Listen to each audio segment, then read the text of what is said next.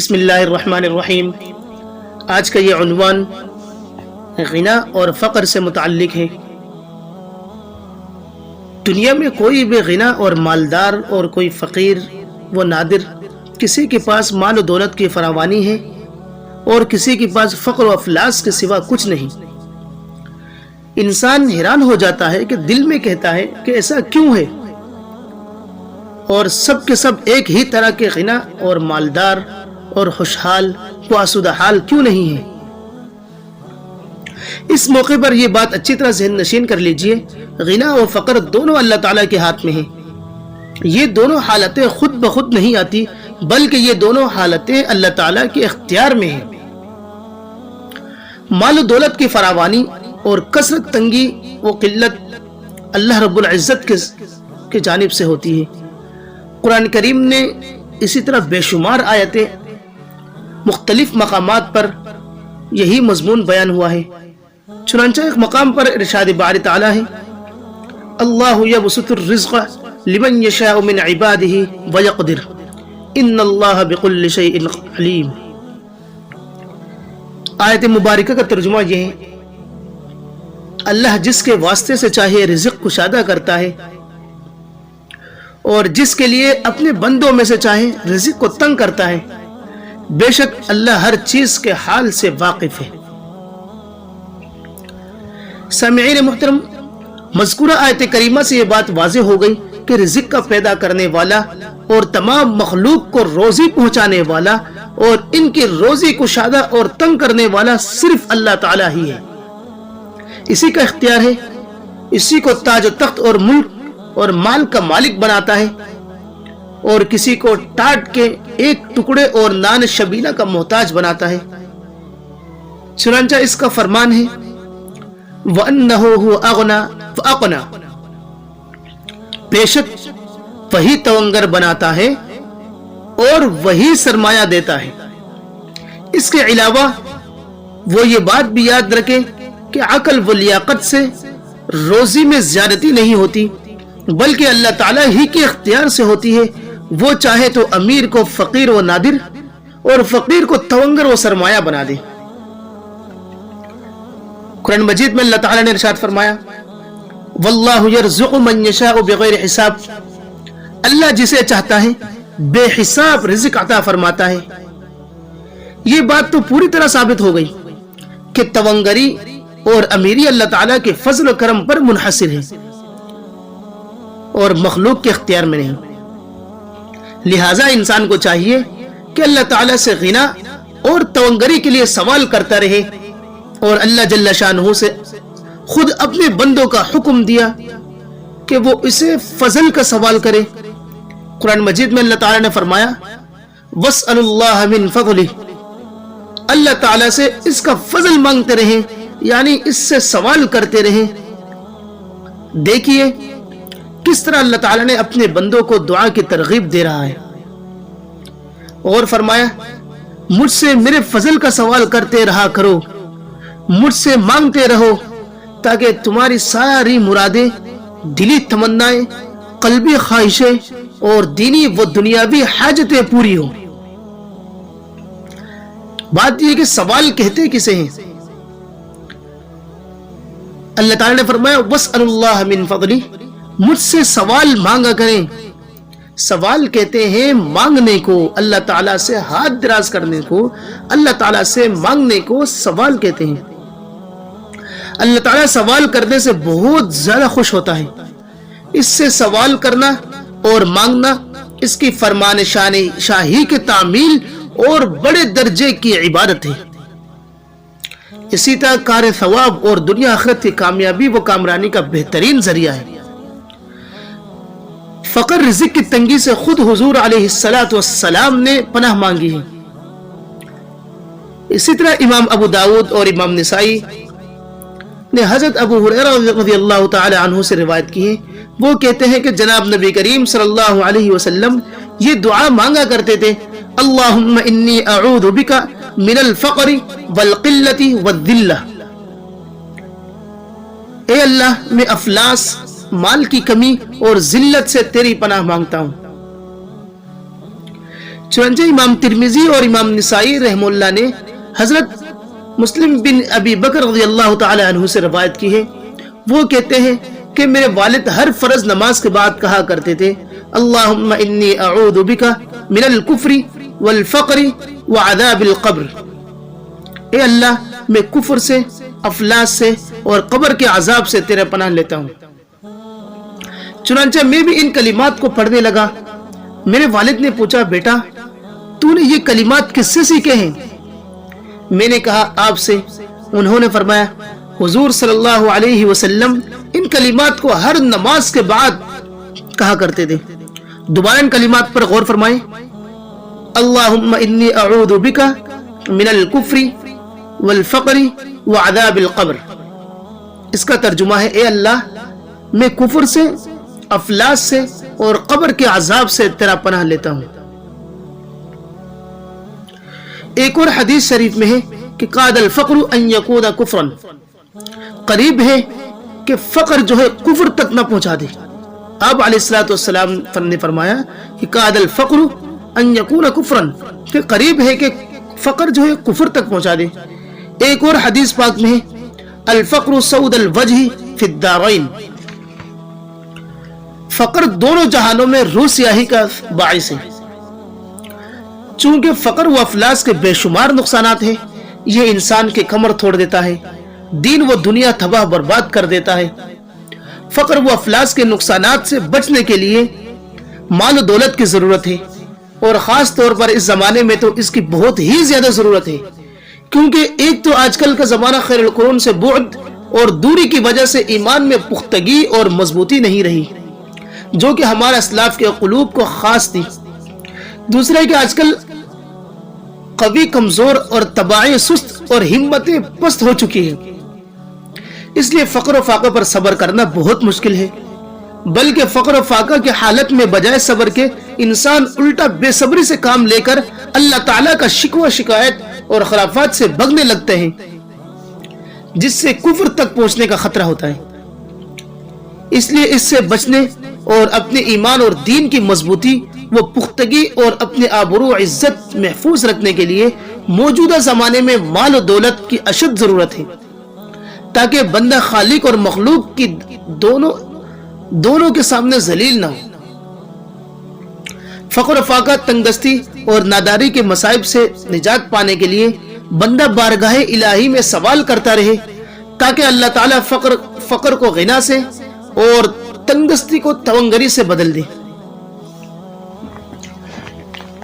अगरचे माल दौलत बहुत से दीनी व दुनियावी नुकसानात भी हैं, लेकिन इसके बावजूद इसकी अहमियत और जरूरत से कोई समझदार इंसान इनकार नहीं कर सकता, इसलिए कि इसके बगैर दीन और दुनिया के काम चल नहीं सकते।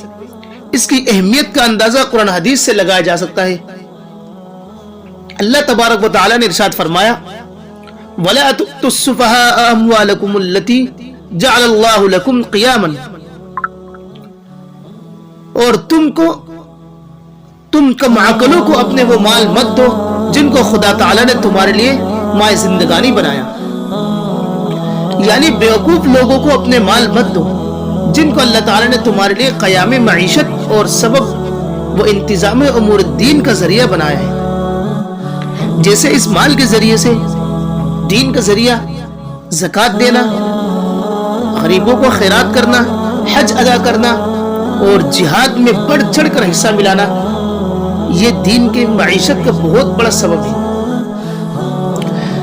इसी तरह हदीस शरीफ में है कि निअमल औन अला तक़वल्लाहिल माल, अल्लाह ताला से तक़वा करने में माल से अच्छी मदद मिल सकती है।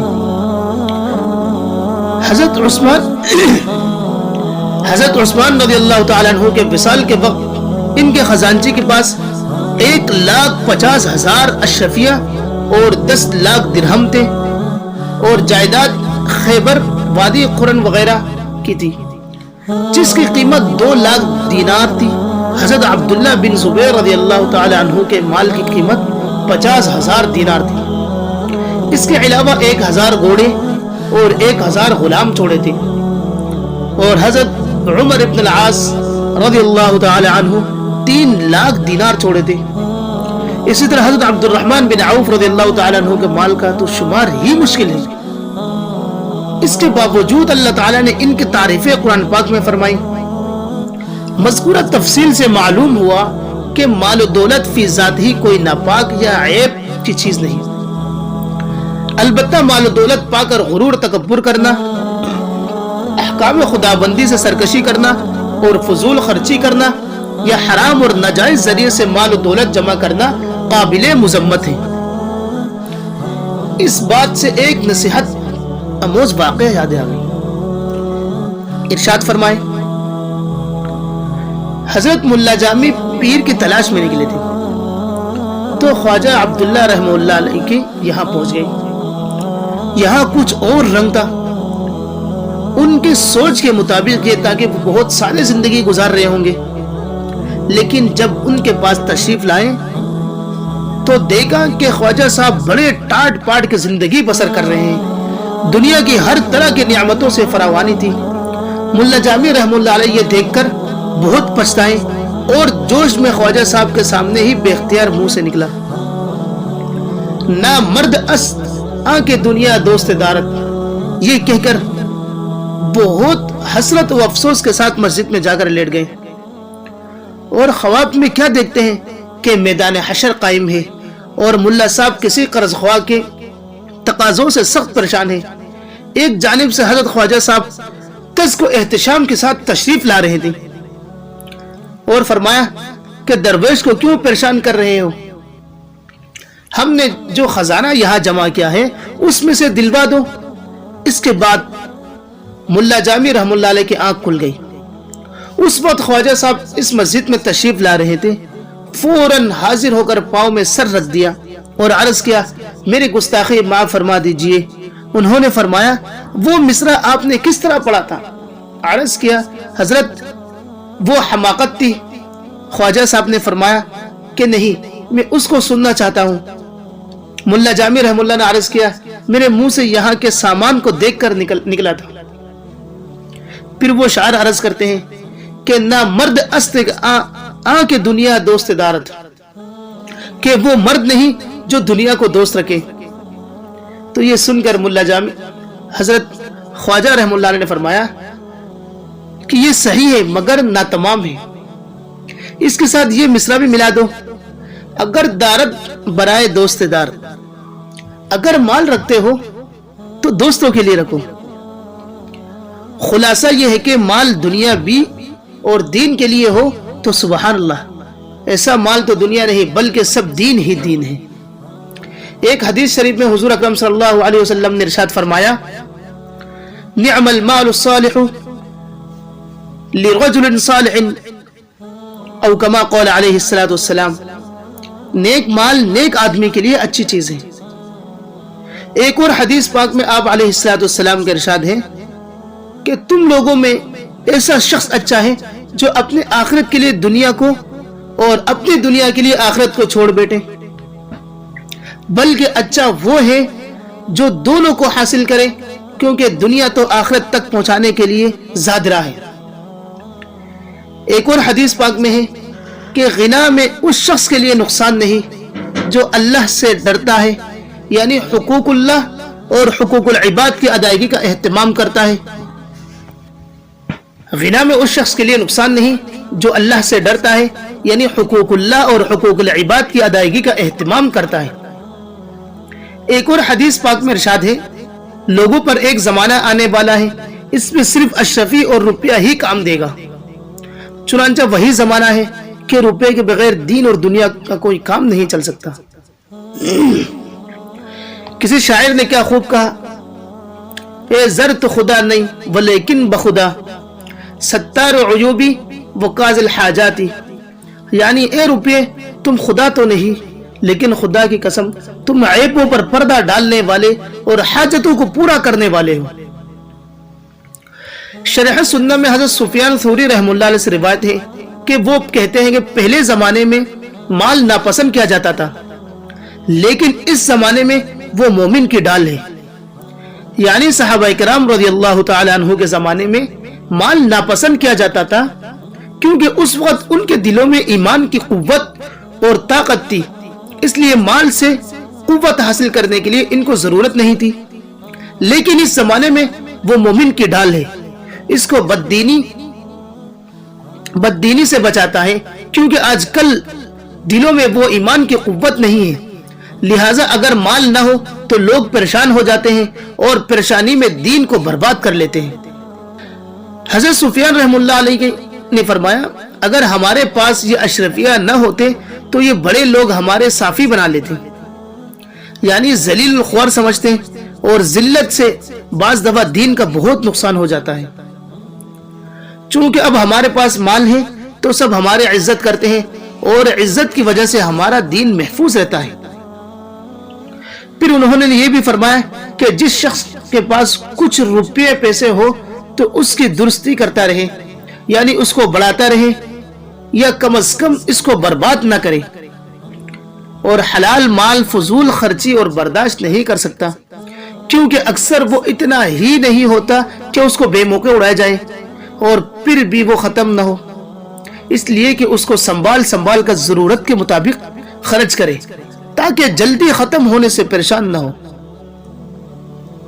انوار الاولیاء میں لکھا ہے کہ حضرت سفیان ثوری رحم اللہ علیہ کی وفات کے وقت جب لوگ جمع ہوئے تو آپ نے سرہانے سے روپے کی تھیلی نکالی اور فرمایا کہ اسے خیرات کر دو۔ لوگوں نے کہا کہ آپ تو فرمایا کرتے تھے کہ دنیا جمع نہیں کرنی چاہیے اور خود اس قدر مال جمع رکھا ہے۔ حضرت سفیان ثوری رحم اللہ علیہ نے جواب دیا کہ یہ میرا ایمان کا نگہبان تھا، اس لیے میں نے ایمان کو سلامت رکھا، کیونکہ اس کی موجودگی میں شیطان مجھ پر غلبہ نہ پا سکا۔ اس لیے اگر وہ کہتا کہ آج کیا کھاؤ گے اور کیا پیو گے تو میں کہتا میرے پاس زادرہ ہے، اگر کہتا تیرے پاس کفن نہیں تو میں اس کو یہ رویہ اور اختیار کرتا اور ان کو یہ پیسہ دکھاتا اور اس کے وسوسے کو دفع کر دیتا، اگرچہ مجھ کو اس کی ضرورت نہ تھی۔ یہ کہتے ہی اور کلمہ شہادت پڑھا اور رحلت فرما گئے۔ میرے دوستوں بزرگوں، غور کرنے اور سوچنے کی بات یہ ہے کہ حضرت سفیان ثوری رحم اللہ علیہ نے زمانہ خیر القرون کی بات کر رہے ہیں، جب اس زمانے میں مال و دولت کی اتنی اہمیت اور ضرورت ہوگی تو موجودہ دور میں تو اس سے بدرجہ بڑھ کر مال کی اہمیت اور ضرورت ہوگی۔ البتہ اس بات کا خیال رہے کہ مال حلال ہو، حرام نہ ہو، اس لیے ہمیں چاہیے کہ مال حلال کے لیے دعا بھی کرتے رہے اور ساتھ ہی ساتھ کوشش بھی کیا کرے کہ اللہ تعالی ہمیں حلال رزق کمانا اور حلال رزق کھانے کی توفیق عطا فرمائے۔ وما علینا الا البلاغ۔